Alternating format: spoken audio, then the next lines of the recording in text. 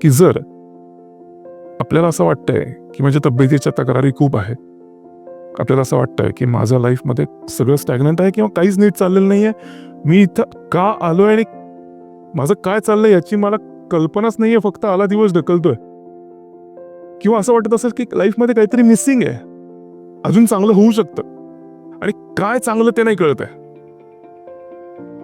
तर खूप शक्यता आहे की आपण आपल्याला ज्या कामासाठी पाठवलंय ते लक्षात न घेता आपल्याला जे समोर दिसतंय ते काम आपण घेतलंय, कुणीतरी काम करताना बघितलं की ह्याच्यात स्कोप आहे आणि ते सुरू केलंय आणि आपल्याला कळत नाहीये की हे काम मी करतोय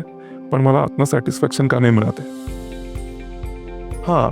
हा कोडिंग करतोय, चला कोडिंगमध्ये स्कोप आहे, चला मी पण कोडिंग, याला कोडिंगमध्ये स्कोप आहे आणि या कोडिंगमध्ये गेला की हा सक्सेसफुल झाल्यानंतर आपल्याला वाटतं कोडिंग सक्सेस देतं. नाही, तुझ्यात सक्सेसचा स्कोप असेल आणि तू कोडिंग केलं तर तुला कोडिंगमध्ये सक्सेस मिळतं.